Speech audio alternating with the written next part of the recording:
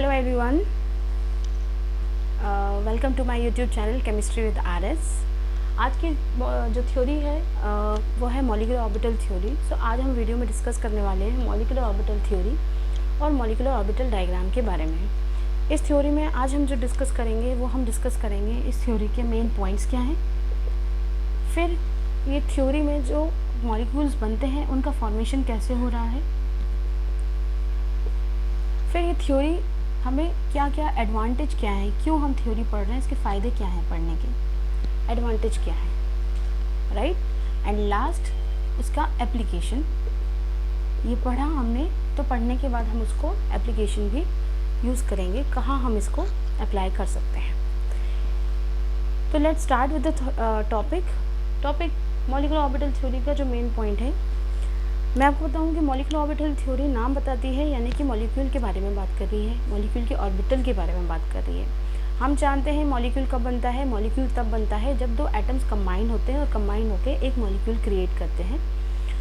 तो एटम के पास अपने एटम्स ऑर्बिटल होते हैं, ऑर्बिट होता है जिसमें इलेक्ट्रॉन जो है वो मूव करते हैं न्यूक्लियस के चारों तरफ ऑर्बिट में।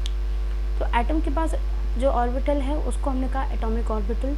जब ऐसे एटम्स के एटॉमिक ऑर्बिटल्स कंबाइन हुए तो एटॉमिक ऑर्बिटल्स का कॉम्बिनेशन से क्रिएट हुआ क्या, मॉलिक्यूलर ऑर्बिटल। तो हम एटम के इलेक्ट्रॉनिक कॉन्फ़िगरेशन के बारे में जानते हैं और उसको हम लिखते भी हैं, लेकिन क्या हम मॉलिक्यूल के ऑर्बिटल के कॉन्फ़िगरेशन के बारे में जानते हैं? यानी कि अगर मेरे पास हाइड्रोजन एटम है और उसका मुझे कॉन्फ़िगरेशन लिखना है तो हमें पता है एक एटम है और हमें 1:1 कॉन्फ़िगरेशन लिख सकते हैं। लेकिन अगर हमारे पास हाइड्रोजन मॉलिक्यूल है, H2 है, और तब अगर हमें उसका कॉन्फ़िगरेशन लिखना है, इलेक्ट्रॉनिक कॉन्फ़िगरेशन, तो क्या हम उसका इलेक्ट्रॉनिक कॉन्फ़िगरेशन लिख सकते हैं? यस, ऑफ कोर्स लिख सकते हैं। किसकी हेल्प से लिख सकते हैं? हम इस थ्योरी को पढ़ने के बाद उसका इलेक्ट्रॉनिक कॉन्फ़िगरेशन लिख सकते हैं। So let's start. इस थ्योरी का जो मेन पॉइंट है वो ये है कि जो भी मॉलिक्यूलर ऑर्बिटल्स बनेंगे उनमें जो इलेक्ट्रॉन प्रेजेंट होंगे वो वैसे ही होंगे जैसे कि एटम के एटॉमिक ऑर्बिटल में इलेक्ट्रॉन्स प्रेजेंट होते हैं। ठीक, जैसे कि अगर हाइड्रोजन एटम है और हाइड्रोजन एटम के पास एक इलेक्ट्रॉन होता है तो उसके ऑर्बिटल में इलेक्ट्रॉन कैसे प्रेजेंट होता है, 1s1, ये उसका कॉन्फ़िगरेशन हो गया। ये दूसरा हाइड्रोजन एटम आएगा, फिर वो कंबाइन, उसका भी कॉन्फ़िगरेशन क्या होगा, 1s1। तो यहाँ पर जैसे इलेक्ट्रॉन प्रेजेंट है, राइट, तो वैसे ही यहाँ पर भी इलेक्ट्रॉन प्रेजेंट है।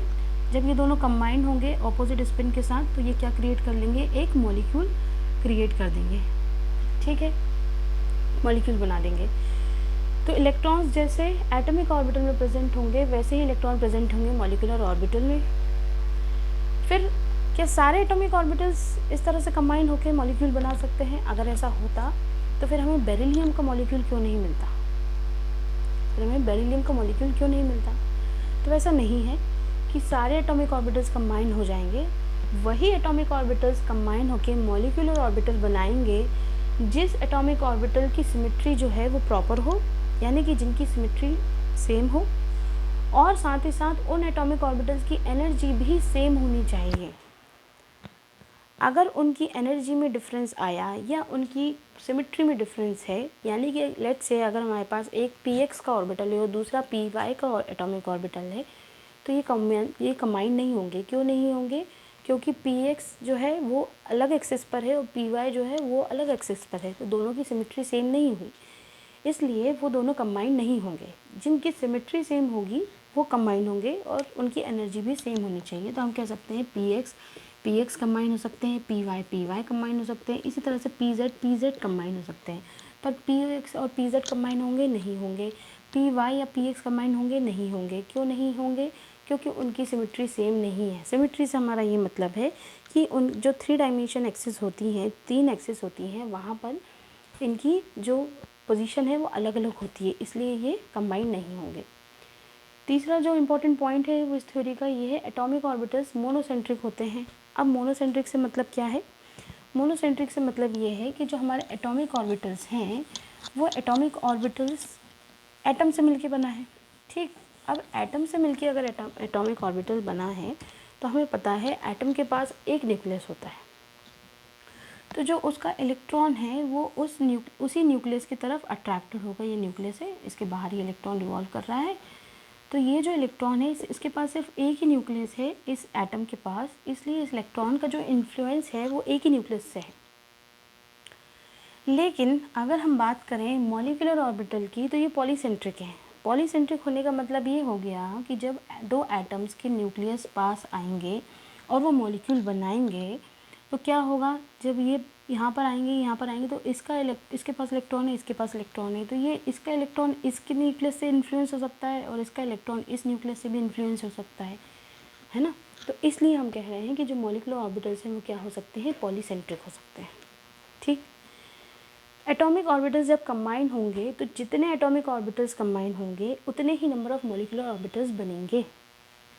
यानी कि अगर 2 एटॉमिक ऑर्बिटल्स कंबाइन हो रहे हैं तो हमारे पास कितने मॉलिक्यूलर ऑर्बिटल्स बनेंगे, 2। अगर 3 एटॉमिक ऑर्बिटल्स कंबाइन हो रहे हैं तो हमारे पास कितने मॉलिक्यूलर ऑर्बिटल बनेंगे, 3। ठीक है। जो मॉलिक्यूलर ऑर्बिटल्स बनते हैं वो 2 तरह के बनते हैं। एक कहलाएगा बॉन्डिंग मॉलिक्यूलर ऑर्बिटल और दूसरा कहलाएगा anti bonding molecular orbital. Bonding molecular orbital क्या हुआ, बॉन्डिंग मॉलिक्यूलर ऑर्बिटल वो मॉलिक्यूलर ऑर्बिटल होगा जिसकी एनर्जी कम होगी और जो सबसे ज़्यादा स्टेबल होगा, या हम कह सकते हैं जो सिस्टम को स्टेबलाइज करेगा।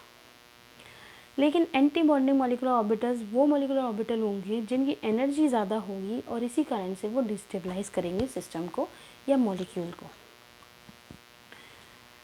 अब बात आती है इलेक्ट्रॉन। हम मॉलिक्यूलर ऑर्बिटल में इलेक्ट्रॉन कैसे भरेंगे, तो उनका जो इलेक्ट्रॉनिक कॉन्फ़िगरेशन है उनमें जो इलेक्ट्रॉन फिलिंग होती है वो बिल्कुल वैसे ही होती है जैसे कि एटम के लिए होती है।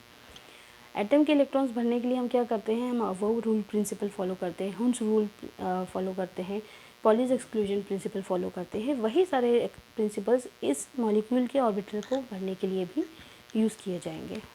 ठीक है। So you can note down these important points और main points of this theory.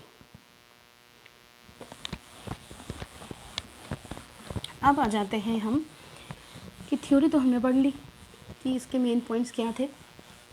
अब बात आती है कि आखिरकार ये मॉलिक्यूलर ऑर्बिटल बनेंगे कैसे।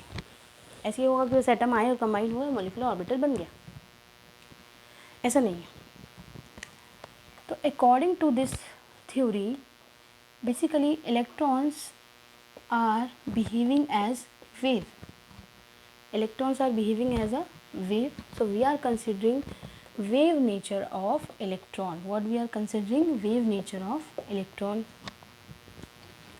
If we are considering wave nature of electron, that means this, like let's say if this is a wave, electron wave in the form of a wave, so this could be the amplitude. What is this? Amplitude of the wave. So when two atoms combine together, right, and form a molecular orbital, that means 2 electron waves are there. One is there and one is there. Let's say this is electron A and this is electron B, or we can say this is atom A and this is atom B, right? So let's understand with the example of hydrogen molecule. So this is hydrogen molecule which is formed with the combination of 2 hydrogen atoms. Let's say this is hydrogen atom A and this is hydrogen atom B. It is having one electron, it is also having one electron,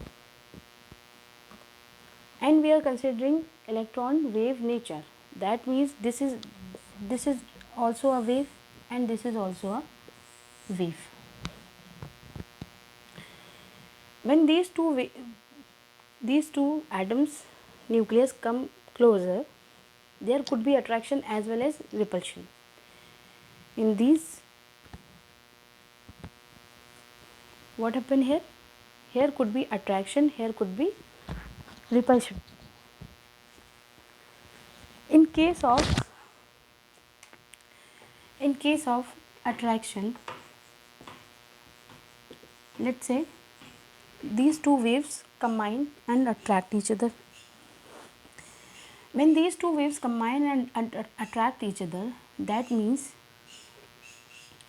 their wave function of this is A and wave function of this is B. Now what is wave function? In wave mechanics, Schrodinger wave equation is given with the help of which we actually calculate wave function. Schrodinger की जो wave equation है, Schrodinger ने wave equation दी थी ये मानकर कि electron का क्या नेचर होता है, वेव नेचर होता है।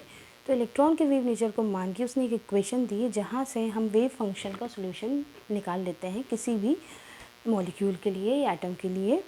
और जब हम उसका वेव फंक्शन निकाल देते हैं तो उसी की हेल्प से हम आगे थ्योरी डिस्कस करेंगे।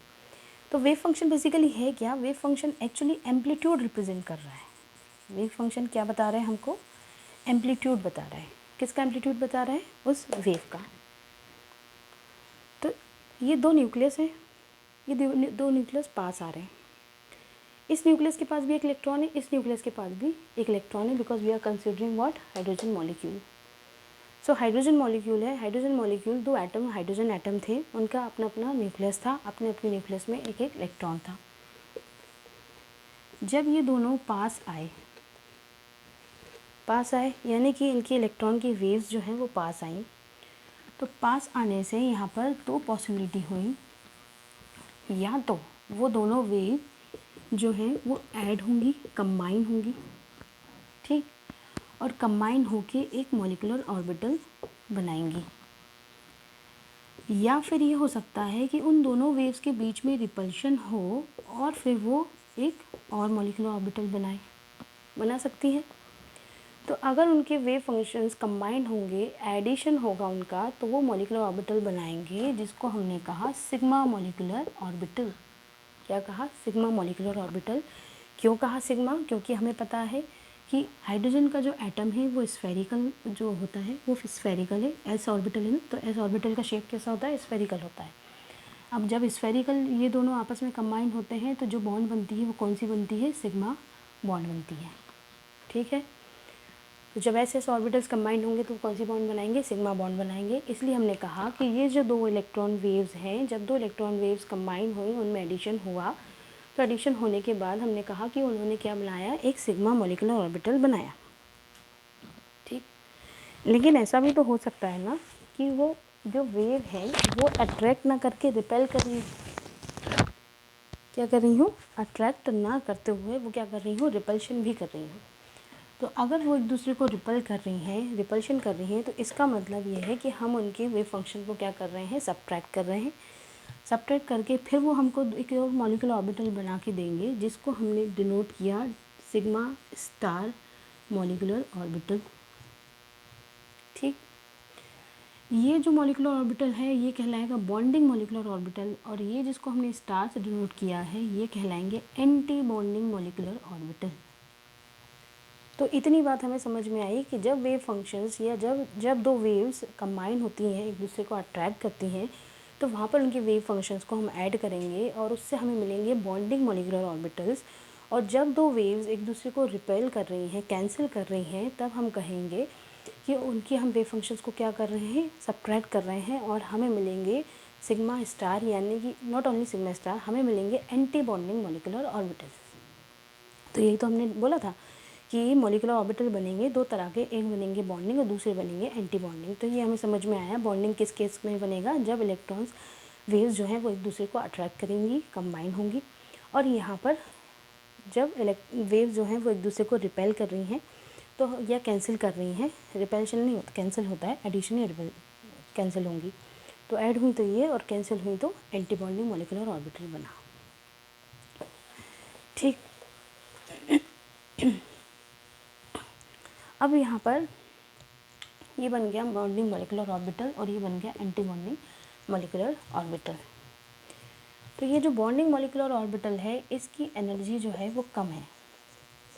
अब एनर्जी जो है वो कम है। अब कम क्यों है? कारण क्या है एनर्जी कम होने का? एनर्जी कम इसलिए है कि मान लीजिए ये न्यूक्लियस था ए का और ये दूसरे का न्यूक्लियस था, इसका न्यूक्लियस ए और दूसरे का न्यूक्लियस बी, या हम कहें ये एक एस ऑर्बिटल था, दूसरे का एस ऑर्बिटल था, ठीक। ये दोनों आपस में पास आ रहे थे। जब पास आ रहे थे तो पास आए तो इनके इलेक्ट्रॉन जो थे, इलेक्ट्रॉन की डेंसिटी जो थी वो इस तरह से कंबाइन हुए कि इलेक्ट्रॉन की डेंसिटी जो है वो मैक्सिमम कहाँ देखने को मिली? At the centre of between the nucleus. दो न्यूक्लियस के बीच की जो स्पेस है वहाँ पर इलेक्ट्रॉन डेंसिटी सबसे ज़्यादा देखने को मिली। इलेक्ट्रॉन डेंसिटी यहाँ सबसे ज़्यादा थी। तो इस तरह से कंबाइंड हुए। क्योंकि इलेक्ट्रॉन डेंसिटी यहाँ सबसे ज़्यादा है, यानी कि इलेक्ट्रॉन यहाँ ज़्यादा मिल रहे हैं, इसका मतलब ये हुआ कि यहाँ पर रिपल्शन कम से कम है। रिपल्शन कम हुआ तभी तो ये दोनों कंबाइंड हुए और कंबाइंड होकर एक मॉलिक्यूल क्रिएट किया। तो यहाँ पर रिपल्शन कम हुआ है और हमें पता है कि अगर सिस्टम में रिपल्शन जितना कम होगा, सिस्टम में जितना रिपल्शन कम होगा उसकी एनर्जी उतनी ही कम हो जाएगी। तो यहाँ पर रिपल्शन कम होने के कारण एनर्जी जो है वो कम हो गई। तो इसलिए हम कहते हैं कि बॉन्डिंग मॉलिक्यूलर ऑर्बिटल्स जो हैं उनकी एनर्जी कम होती है। इसलिए हम उनको मॉलिक्यूलर डायग्राम में जब हम बनाएंगे मॉलिक्यूलर डायग्राम, तो उसमें हम बॉन्डिंग मॉलिक्यूलर ऑर्बिटल को नीचे दिखाते हैं। ये हुआ कॉम्बिनेशन का। अब मान लीजिए, अब हम दूसरा कंडीशन क्या लेके चल रहे हैं कि दोनों इलेक्ट्रॉन की वेव्स जो हैं वो एक दूसरे को कैंसिल भी तो कर सकती हैं, वहाँ रिपल्शन भी तो हो सकता है। तो अगर यहाँ पर रिपल्शन हुआ इन दोनों एस ऑर्बिटल्स में, रिपल्शन हुआ इनके न्यूक्लियस में, इलेक्ट्रॉन में और न्यूक्लियस में, तो क्या होगा? रिपल्शन होने के कारण क्या ये एक दूसरे के पास आ पाएंगे? कभी नहीं। जब रिपल्शन होगा तो क्या होगा? रिपल्शन होने के कारण इनका जो इलेक्ट्रॉन डेंसिटी है वो कभी भी यहाँ बीच में मिलेगी ही नहीं। इलेक्ट्रॉन डेंसिटी सेंटर से दूर जाएगी, इलेक्ट्रॉन कभी पास आएंगे नहीं। कहाँ जाएंगे? वो दूर भागेंगे। रिपल कर रहे हैं तो एक दूसरे से कहाँ जाएंगे? दूर भागेंगे। इसलिए इलेक्ट्रॉन डेंसिटी जो है वो यहाँ सेंटर में कभी मिलेगी नहीं और यहाँ पर एक प्लेन क्रिएट हो जाएगा जिसको हम कहेंगे नोडल प्लेन, जहाँ पर इलेक्ट्रॉन की प्रोबेबिलिटी होती है 0। Final electron probability is 0 at a nodal plane, or we can say it's a node where no electron finds। Node पर हमें कोई इलेक्ट्रॉन नहीं मिलता, ठीक है। तो ये जब दो इलेक्ट्रॉन वेव्स जो थी वो जब उन्होंने एक दूसरे को कैंसिल किया, एक दूसरे को कैंसिल करने का मतलब ये है कि वो एक दूसरे को रिपल्शन भी कर रहे हैं। जब रिपल्शन हो रहा है तो इलेक्ट्रॉन पास नहीं बल्कि सेंटर से दूर भागेंगे। इसलिए जो उनकी बीच की स्पेस है वहाँ पर इलेक्ट्रॉन की प्रोबेबिलिटी जो है वो 0 हो जाएगी और उसी स्पेस को हमने नाम दे दिया क्या? Nodal plane. और इस तरह से क्रिएट होगा एक एंटी बॉन्डिंग ऑर्बिटल। अब क्योंकि इधर पर रिपल्शन सबसे ज़्यादा हो रहा है, तो रिपल्शन ज़्यादा होने के कारण सिस्टम की जो एनर्जी होगी वो इंक्रीज़ हो जाएगी और यही कारण है कि हम एंटी बॉन्डिंग ऑर्बिटल्स का जो एनर्जी लेवल है वो कहाँ दिखाते हैं? हायर दिखाते हैं, ऊपर दिखाते हैं, ठीक है। इतना समझ में आया होगा आपको कॉम्बिनेशन एंड रिपल्शन, ठीक। तो यहाँ पर ये वर्ड याद रख लीजिए क्या कि जब इस तरह से लीनियर कॉम्बिनेशन होता है, ये जो कॉम्बिनेशन बताया हमने, ये हम किसकी बात कर रहे थे? ये हम लीनियर कॉम्बिनेशन की बात कर रहे थे, एटॉमिक ऑर्बिटल्स का। Linear combination of atomic orbitals. तो यहाँ पर दो तरह का कॉम्बिनेशन हुआ, या तो एडिशन होगा या सब्ट्रैक्शन होगा। जो एडिशन हुआ उसको हम बोलते हैं कंस्ट्रक्टिव इंटरफेरेंस। क्या कहते हैं? Constructive interference. और जहाँ पर रिपल्शन हुआ या कैंसिल हुए वेव फंक्शंस उसको हम कहेंगे डिस्ट्रक्टिव इंटरफेरेंस। डिस्ट्रक्टिव इंटरफेरेंस, ठीक है। अब ये हो गया कॉम्बिनेशन। अब हम इसको दिखाएंगे मॉलिक्यूलर ऑर्बिटल डायग्राम में। तो हमें मॉलिक्यूलर ऑर्बिटल डायग्राम में क्या दिखाना है? यहाँ पर ये है एनर्जी, है ना। ये क्या है? एनर्जी है। और एग्जाम्पल हमने किसका लिया है? हाइड्रोजन मॉलिक्यूल का लिया, H2 मॉलिक्यूल का। तो अब हाइड्रोजन मॉलिक्यूल का हमने एग्जाम्पल लिया है। तो पहले हमारे पास हाइड्रोजन का अकेला एटम था। तो ये मान लीजिए ये हमारे पास एटम था हाइड्रोजन का, जिसके पास उनका खुद का 1s1 1s1। हाइड्रोजन एटम के पास क्या होता है? कॉन्फ़िगरेशन 1s1 होता है ना। तो ये 1s1 ये 1s1, तो उसके पास अपना एक इलेक्ट्रॉन था और इसके पास भी क्या था? अपना एक इलेक्ट्रॉन प्रेजेंट था, ठीक। अब इनमें क्या हुआ? कॉम्बिनेशन हुआ या लीनियर कॉम्बिनेशन हुआ एटॉमिक ऑर्बिटल्स का। दो तरीके से, एक हो सकता है एडिशन हो वेव्स का और दूसरा हो सकता है सब्ट्रैक्शन हो, यानी कि एक में अट्रैक्शन हो रहा है और दूसरा केस हम क्या लेके चल रहे हैं? रिपल्शन हो रहा है। अट्रैक्शन हुआ तो बॉन्डिंग मॉलिक्यूलर ऑर्बिटल बने और जिनकी एनर्जी जो है वो कम हुई। क्यों? क्योंकि वहाँ रिपल्शन नहीं, अट्रैक्शन ज़्यादा हो रहा है। तो सिस्टम की जो एनर्जी है वो कम हो गई। तो मॉलिक्यूल जो बना उसकी एनर्जी जो है वो एटॉमिक ऑर्बिटल्स से उसकी एनर्जी क्या हो गई? कम हो गई। और यहाँ पर ये एटम और ये एटम दोनों कंबाइन हुए हैं और उन्होंने इस मॉलिक्यूल के ऑर्बिटल में अपना दोनों इलेक्ट्रॉन्स डाल दिए। तो यहाँ पे जो हमारे पास बना वो बना सिग्मा 1s2 मॉलिक्यूलर ऑर्बिटल या bonding molecular orbital for hydrogen molecule. यहाँ पर क्या हो रहा था, अट्रैक्शन हुआ है, ठीक। अब जितना अट्रैक्शन के कारण हुआ उतना ही क्या हुआ, रिपल्शन भी तो हुआ। अगर अट्रैक्शन हुआ है दो वेव्स का तो उनका क्या हुआ, रिपल्शन भी तो हुआ, कैंसिल भी तो हुई। रिपल्शन हुआ तो एंटी बॉन्डिंग ऑर्बिटल बने, एंटी बॉन्डिंग ऑर्बिटल बने, यानी कि उनकी एनर्जी जो है वो, सिस्टम की एनर्जी जो है वो क्या हो गई, इंक्रीज हो गई। यानी कि जो एटम के ऑर्बिटल्स थे उससे ज़्यादा energy in anti bonding molecular orbital की देखने को मिली। तो यहाँ पर ये एक एंटी बॉन्डिंग मॉलिक्यूलर ऑर्बिटल बना जिसका हमने डिनोट किया सिग्मा स्टार से, और ये भी 1s ही मॉलिक्यूलर ऑर्बिटल था, ये भी 1s ही होगा। पर यहाँ पर ध्यान रखने वाली बात ये है, क्या इसमें हम कोई इलेक्ट्रॉन डालेंगे, क्या इसमें हम कोई इलेक्ट्रॉन डालेंगे, तो हम इसमें कोई इलेक्ट्रॉन नहीं डालेंगे। क्यों नहीं डालेंगे, क्योंकि दोनों एटम के पास एक एक इलेक्ट्रॉन था, और इलेक्ट्रॉन की जो फिलिंग है वो किसके अकॉर्डिंग होगी, इलेक्ट्रॉन की फिलिंग वैसे ही होगी जैसे हम एटम के इलेक्ट्रॉन्स भरते हैं according to above rule principle. पहले सिंगल ऑक्यूपाइड होगा, सिंगल ऑक्यूपाइड होने के बाद पेयरिंग होगी, जब पेयरिंग कंप्लीट हो जाएगी एक ऑर्बिटल की तब इलेक्ट्रॉन दूसरे ऑर्बिटल में जाएगा। तो जब यहाँ पर बॉन्डिंग मॉलिक्यूलर ऑर्बिटल जब पूरी तरह से भर गए और अब इलेक्ट्रॉन बचे हैं तो एंटी बॉन्डिंग वाले में गए, अदरवाइज नहीं जाएंगे। तो हाइड्रोजन मॉलिक्यूल के पास हमने देखा दो एटम थे, एक हाइड्रोजन एटम ये, दूसरा हाइड्रोजन एटम ये। इसके पास अपना एक इलेक्ट्रॉन था, इसके पास भी अपना एक इलेक्ट्रॉन था, दोनों ने कॉम्बिनेशन किया, कॉम्बिनेशन होकर वेव का एडिशन हुआ और मॉलिक्यूलर ऑर्बिटल बना बॉन्डिंग का, जिसको हमने डिनोट किया सिग्मा 1s2 से। इसका इलेक्ट्रॉन इसके इलेक्ट्रॉन ने अपने स्पिन अपोजिट करके एक मॉलिक्यूलर ऑर्बिटल बना दिया बॉन्डिंग का, और एट द सेम टाइम एक एंटी बॉन्डिंग मॉलिक्यूलर ऑर्बिटल भी बना। तो हमने मेन पॉइंट्स में यही तो लिखा था, जितने एटॉमिक ऑर्बिटल्स होंगे उतने ही मॉलिक्यूलर ऑर्बिटल्स बनेंगे। तो कितने एटॉमिक ऑर्बिटल्स हैं यहाँ पर, दो एटॉमिक ऑर्बिटल्स हैं ना, इसलिए यहाँ पर दो मॉलिक्यूलर ऑर्बिटल बने, एक बना बॉन्डिंग मॉलिक्यूलर ऑर्बिटल और दूसरा बना एंटी बॉन्डिंग मॉलिक्यूलर ऑर्बिटल। समझ में आ गया,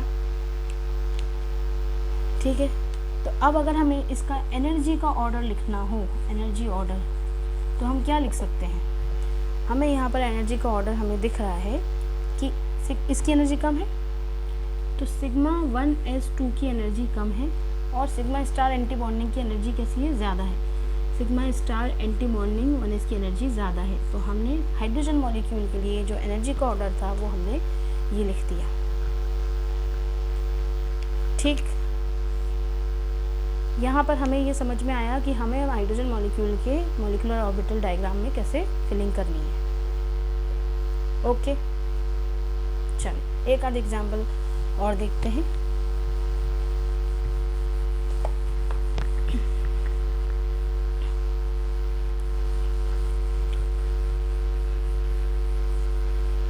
मान लीजिए कि अब हमारे पास हाइड्रोजन की जगह हीलियम है, हीलियम का मॉलिक्यूल है, ठीक।